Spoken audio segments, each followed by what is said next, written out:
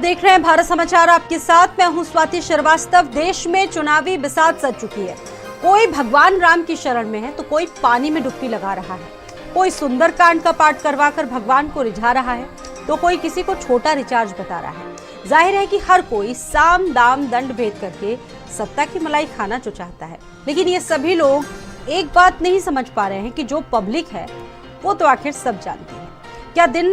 क्या रही दिन भर राजनीतिक गतिविधियां और किसने किसके लिए क्या कुछ कहा, आप खुद सुनिए और फैसला कीजिए, क्योंकि हम जानते हैं कि जो पब्लिक है वो सब जानती है। जब से राजनीति में आए उससे पहले से कहते थे भ्रष्टाचार मुक्त शासन देंगे। आज भ्रष्टाचार के दलदल में फंसी है पूरी आम आदमी पार्टी। ये कहते कुछ हैं, करते कुछ हैं। ये पूरी दिल्ली भर में पुजारियों को तो कभी कुछ दिया नहीं और बाकी जिनको देना था उनको देने में कोई कसर नहीं छोड़ी है। तो आप देख लीजिए इनके काम क्या है, और जो भ्रष्टाचार के कारण इनके उप मुख्यमंत्री, मंत्री और सांसद जेल में हैं। अब मुख्यमंत्री को 4 बार ईडी का नोटिस आता है और 4 बार में भी एक बार भी पेश नहीं होते।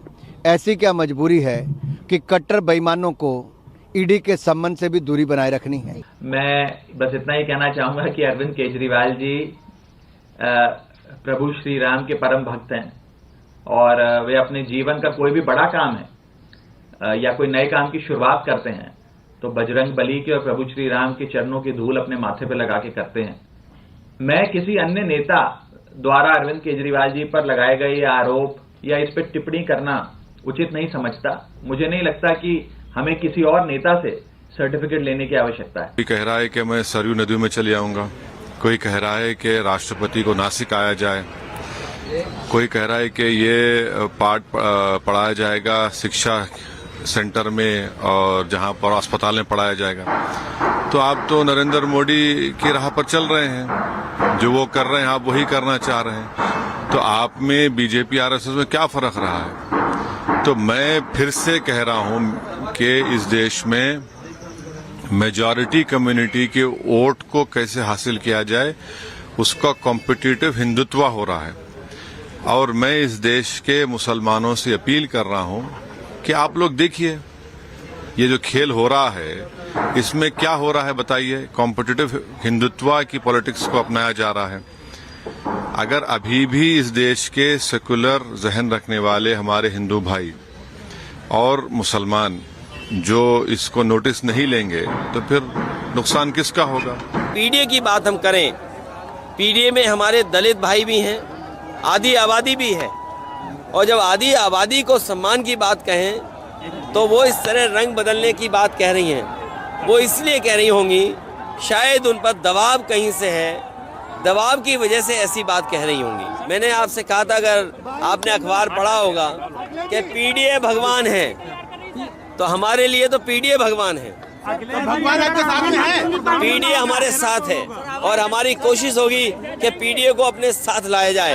ये पीडीए के लोग ही भारतीय जनता पार्टी को उत्तर प्रदेश से हटाएंगे। राम मंदिर 22 तारीख का फंक्शन जो है ये राजनीतिक फंक्शन बन गया है।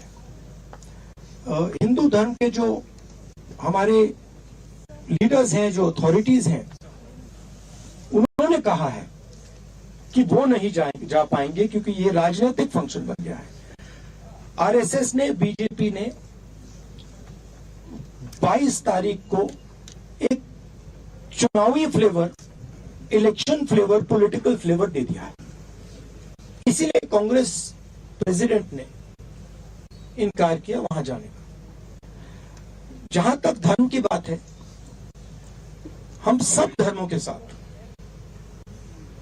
ये कहना चाहते हैं कि जो भी जाना चाहता है जा सकता है, कांग्रेस पार्टी से जा सकता है, but we can not be party to a political function. It becomes very difficult for us when the prime minister of India and the RSS, our principal opponents, have captured a function and turned it into a election function. तो सुना आपने आज दिन भर की सियासी बयानबाजी। अब लेकिन पर्दे के पीछे क्या कुछ माजरा चल रहा है ये भी आप तय कीजिए, क्योंकि हमारा मानना है कि पब्लिक सब जानती है।